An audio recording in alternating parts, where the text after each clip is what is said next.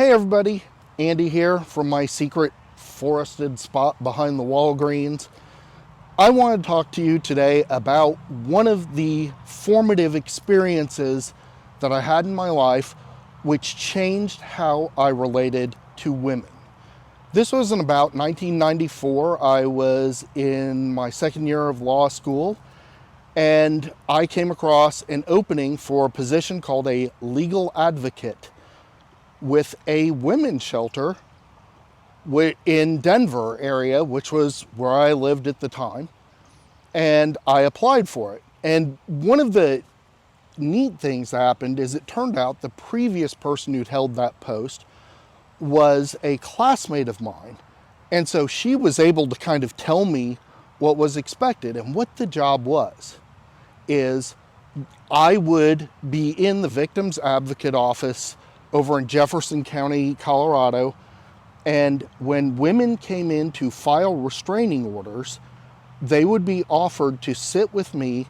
I could not give legal advice as I wasn't an attorney, but what I could do is I could help them fill out the forms, and then I could accompany them to court and I could stand at their side silently as they asked for the temporary restraining order. And then 2 weeks later, the women would come back. Well, if they came back, they would come back to get the permanent restraining order. And at that permanent restraining order hearing, the boyfriend, husband, abuser, whatever, could attend and contest the granting of the restraining order. And again, I could not speak for these women, but I could stand with them. I could sit with them in the courtroom and explain to them what the procedures were and what they might expect. And quite frankly, I would sometimes give them tips on things that I knew this judge liked, that judge didn't like, avoid saying that kind of stuff. It was a really eye-opening experience for me about what abused women go through and how it impacted their lives and their children. As a result of that job, I was able to get a job as a part-time, they called it counselor, but it really wasn't.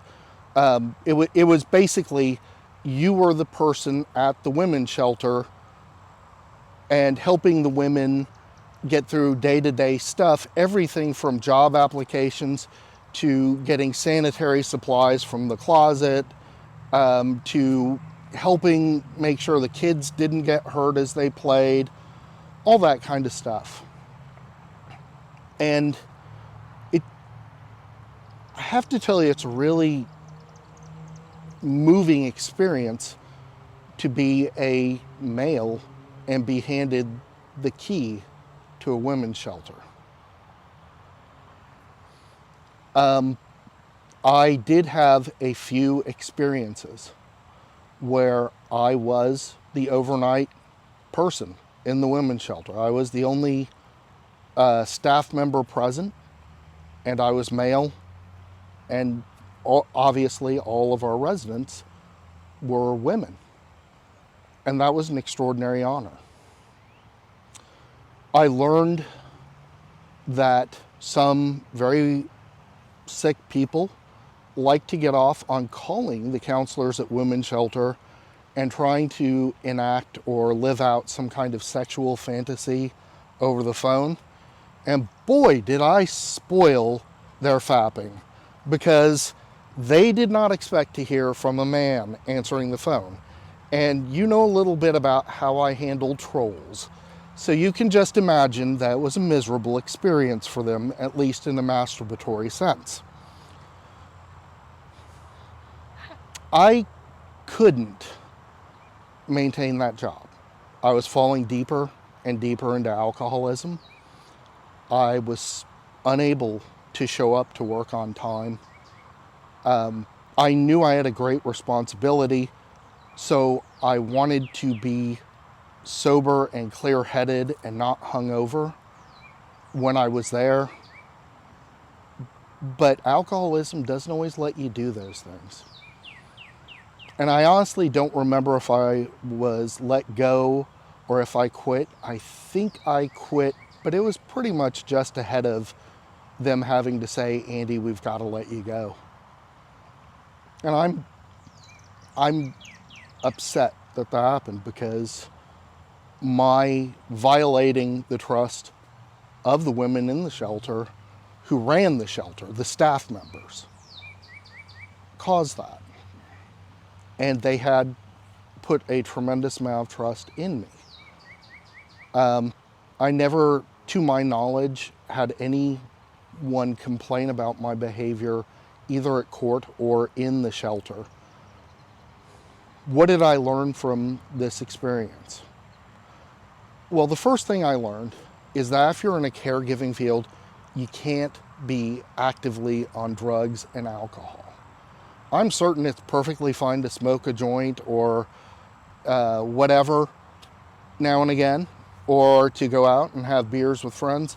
But if you're drinking between a pint and a fifth of vodka a day, it's, it's actually a quart and a fifth. That's what I was doing. You can't. More than that, for the first time in my life, I really saw a woman's perspective on an abusive relationship, which I'd never seen before. You see TV movies and dramas and that crap, but that doesn't really convey it, And seeing these women having to negotiate with sheriffs to protect them while they get their belongings, seeing them show up at the shelter with their worldly possessions in a single trash bag and 3 children in tow, it changes you. It really does. I should also note that during my time doing this, I did see one man who came to us for assistance, whom I totally think was legitimate. He had a female partner who was just as violent as some of the male partners I saw. And that was also eye-opening, but it was vanishingly rare. We had men come to get restraining orders who were abusers, who wanted to get ahead of their victim, who wanted to present themselves in a good light. And the thing with those guys is simple. It's their ego. That's how you spot that they're full of shit and that they are doing this maliciously. And I'll tell you a secret, because I was a guy, it was pretty easy to get those people to casually admit that, yeah, the bitch deserved it. And when they say that, game's up. You just escort them out of the victim's advocacy office. You're done. We're waiting for your girlfriend to show up to help her because she needs help.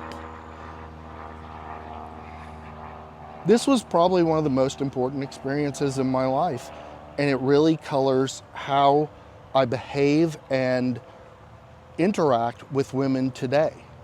I've had other important things. My mother got her PhD in psychology, and I secondhand saw the sexism she dealt with, and I heard her complaints about the discrimination she faced. I've worked for small business owners who are women, and I got that, but the visceral experience of working with abused women had a lot to do with why I am the person you know today. Thank you very much for listening. I hope you have a wonderful day.